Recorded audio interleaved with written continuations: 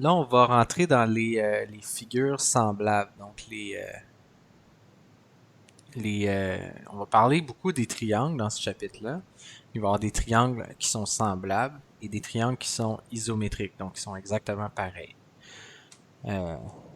Les triangles, au fond, ce qu'on va faire, c'est qu'on va développer des outils qui nous permettent de savoir s'ils sont soit semblables ou isométriques, puis ce que ça veut dire. Donc, on va commencer ici par les triangles semblables. Les figures semblables, ici, en d'autres termes, ça par rapport, c'est juste j'ai pris cette phrase-là dans le milieu. Les figures semblables ont des angles homologues congrus. Donc, si on regarde dans la figure en bas, on dirait que les angles homologues, donc les angles qui sont à la même place, ils pourraient être virés à l'envers le triangle, puis ça serait quand même l'angle homologue. Il faut juste bien comme les identifier. Mais les angles homologues sont congrus. Donc, celui-là a la même mesure que celui-ci. Celui-là a la même mesure que celui-ci. Et celui-là a la même mesure que celui-ci. Donc, les angles homologues congrus et des côtés homologues. Donc, encore une fois, c'est les côtés qui sont, par exemple, entre les mêmes angles, qui sont placés au même endroit. Ils sont proportionnels. Donc, ici, on peut voir, on a le côté, par exemple, le côté AB de 10 cm, mais le côté A'B' est 20 cm. En soi, ça nous dit rien, ça. Mais si on regarde un autre côté, par exemple, le côté ici CB, qui est 7 cm,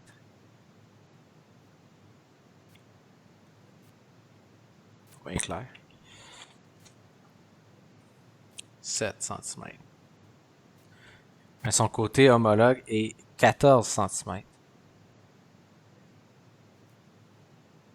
Alors, les deux ont le même rapport. Donc, si on dit, ça nous permet d'établir des choses comme que le côté de 10 cm sur le côté de 20 cm va être égal à la mesure du côté de 7 cm sur la mesure du côté de 14, qui va être égal aussi au rapport entre les deux autres côtés, donc le 9 sur le 18.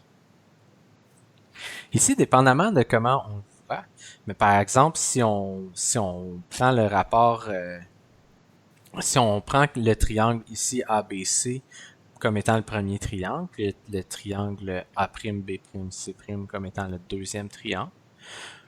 Si on veut savoir le changement, on va prendre la mesure du deuxième triangle, par exemple, ici la mesure d'un des côtés, là, par exemple le 20.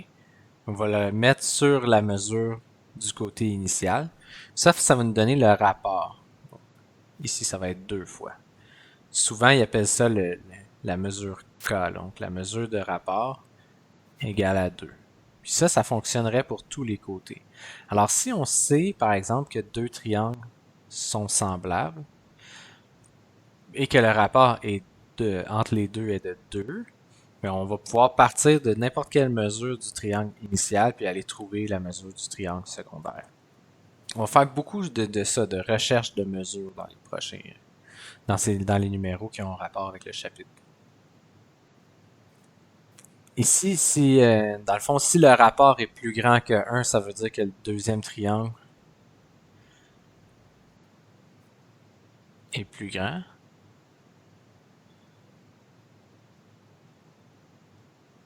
Si le rapport est en dessous de 1, ça va vouloir dire que le deuxième triangle est plus petit.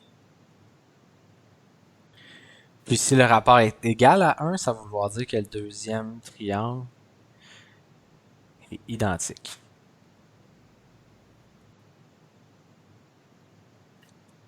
Alors si on a deux triangles qui ont des angles qui ont la même mesure, puis que le rapport entre les mesures des côtés est égal, ben alors on sait que c'est deux fois des triangles tout à fait identiques.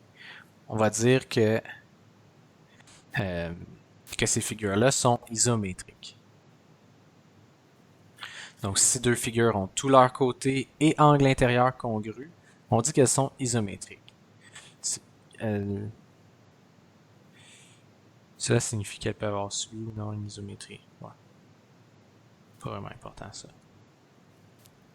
Donc, Deux figures isométriques sont nécessairement semblables parce qu'elles sont pareilles, donc évidemment elles sont semblables. Les mesures des angles sont les mêmes, puis le rapport entre les mesures des côtés est 1, donc ça fonctionne. Mais deux figures semblables ne sont pas nécessairement isométriques. Donc si par exemple, comme dans l'exemple un peu plus haut, ces deux triangles-là sont semblables, sont de la, ils ont les mêmes angles, ils sont faits pareils, mais un est plus grand que l'autre, alors ils sont semblables mais pas isométriques. Donc les triangles semblables, on a trois façons de déterminer si des triangles sont semblables. Ça va être un peu le défi à chaque fois qu'on va vous demander si des triangles sont semblables ou si vous devez utiliser un raisonnement de triangles semblables dans vos démarches. Ça va être de se souvenir comment on fait pour prouver que des triangles sont semblables. Donc, il y a deux façons. Donc, soit la première, il y a deux façons, il y a trois façons. On a CCC, CAC ou AA. Je vais vous expliquer ce que c'est. Donc, CCC, ça veut dire que c'est côté, côté, côté. Fois 3. Et donc, les côtés, si les mesures des côtés sont toutes dans un rapport, donc sont toutes proportionnelles, on va pouvoir dire que deux triangles sont semblables. Puis à partir de ce moment-là, on saura que les angles aussi, les angles sont égaux. Donc, un peu comme je l'ai écrit plus haut, 9 sur 18 égale 7 sur 14 égale 10 sur 20. Donc, si on trouve que les rapports entre les côtés donnent toujours la même chose, alors on sait par CCC que les deux triangles sont semblables. Donc, ils auront les mêmes angles intérieurs. La deuxième façon de déterminer si deux triangles sont semblables, c'est par CAC. Donc, côté, angle, côté. Donc ça, c'est bien important. Si on a un côté triangle, puis en fait deux côtés triangle, puis l'angle entre les deux. Donc c'est bien important que l'angle il soit entre les deux. Si l'angle n'est pas entre les deux, ça fonctionne pas. Donc ça pourrait pas être cet angle-ci, ça pourrait pas être celui-là. Donc si on a deux côtés, le côté fois 3 proportionnel, je vais l'écrire ici.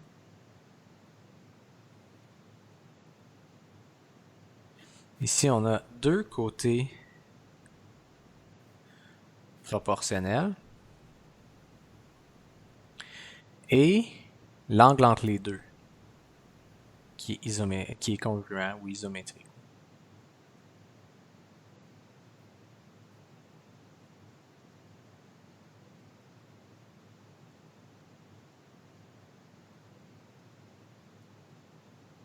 Alors, on va pouvoir dire que les triangles sont semblables.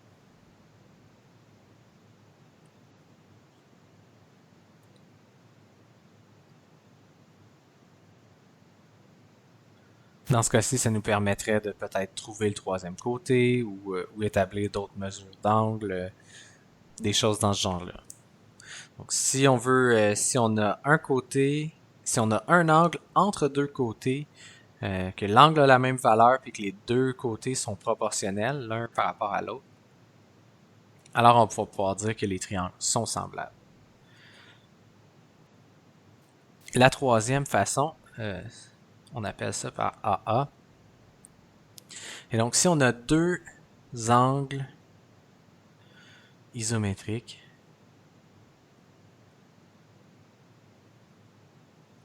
alors on va pouvoir dire que les triangles sont semblables.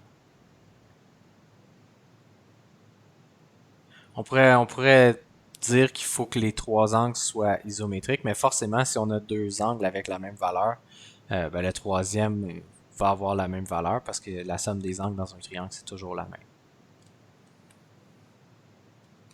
Ensuite de ça, on va passer aux critères. Ah, j'ai fait un petit exemple dans le fond de comment on peut l'utiliser. Donc ici,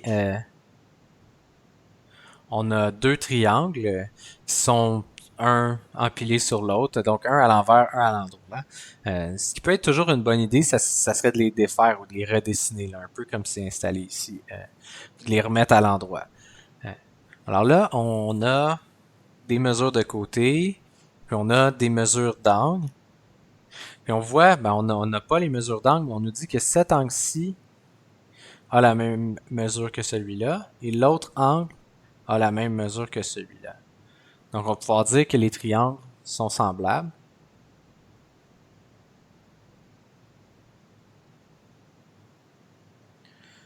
Par AA. Donc, angle.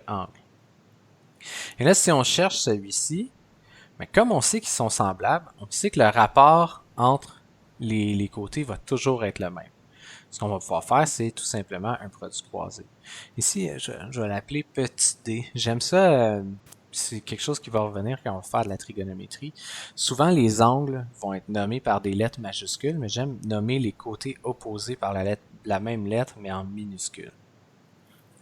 Donc ici, on a le côté entre les deux angles qui est homologue à celui-ci. Donc, 3 sur 9. On sait que ça va être égal à, on prend le côté entre C et A, donc 4 sur D. Comme on cherche la mesure de D, mais on peut faire un produit croisé ici. Donc 4 multiplié par 9 divisé par 3 va nous donner D. Sinon, on pourrait utiliser l'algèbre. C'est 3 sur 9. Vous y allez avec la méthode qui est la plus simple pour vous. Donc on pourrait multiplier par D des deux côtés. Ensuite multiplier par 9 des deux côtés. Là de ce bas-ci, les 9 s'annuleraient, les D s'annuleraient ici. On aurait D fois 3 égale 4 fois 9. On pourrait diviser par 3, diviser par 3. On aurait D égale à 4 fois 9 divisé par 3. Ou on fait le produit croisé directement. Donc 4 fois 9 divisé par 3 égale à D. Ça revient essentiellement au même. Je ne l'ai pas calculé, mais si celui-là est 3, celui-là est 4, donc D va être égal à 12 cm. Bien important de, quand vous donnez des réponses, de toujours mettre l'unité. Parfois, il n'y en a pas, mais quand il y en a, toujours bien la mettre parce que il risque de vous enlever des points pour ne pas l'avoir fait. Ensuite, on va voir les triangles isométriques. Encore une fois, il y a trois façons de déterminer que les triangles sont isométriques. CCC, CAC et ACA. C'est pas exactement pareil que pour les triangles semblables, mais ça se ressemble. Donc on va dire ici par CCC, donc si les trois côtés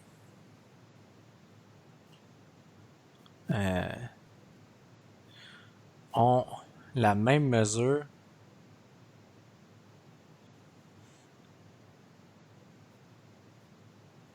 que leur côté homologue,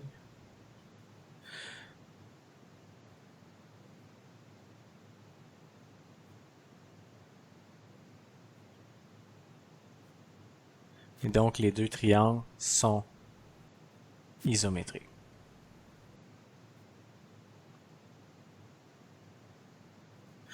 Donc ici, on le voit qu'ils sont pas dans le même sens, mais on a un côté de 8 qu'on pourrait associer avec ce côté de 8-là. Donc on pourrait dire que ces deux-là sont homologues, ces deux-là sont homologues, puis ces deux-là sont homologues. Alors 7, 7, 11, 11, 8, 8, par le critère côté, côté, côté, on peut dire que les triangles sont identiques. Et donc on va savoir que l'angle ici, l'angle E, je vais prendre une couleur plus voyante, l'angle E va avoir la même mesure que l'angle B, ainsi de suite. Tous les côtés sont égaux. Tous les angles sont égaux. La deuxième, c'est par CAC. Donc, un peu comme pour les triangles semblables. Donc, ce qu'on doit avoir, c'est un angle de même mesure.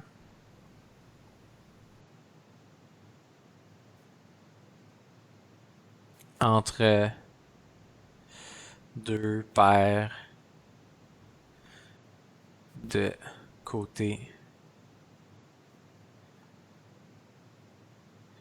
homologue de même mesure.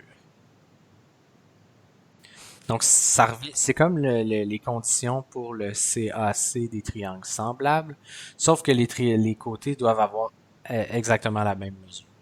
Donc, ça ne sera pas des mesures proportionnelles, mais ça va être la même mesure. Et ça implique que les triangles sont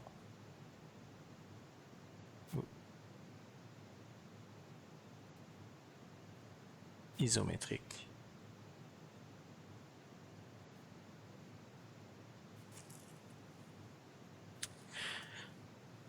Puis la dernière, ça va être le ACA.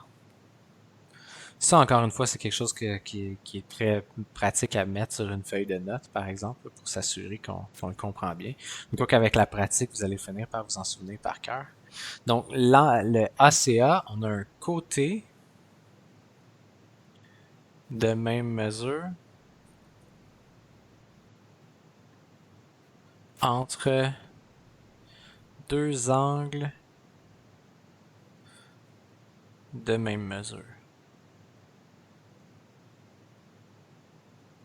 Et ça aussi, ça donne que c'est des triangles qui sont isométriques.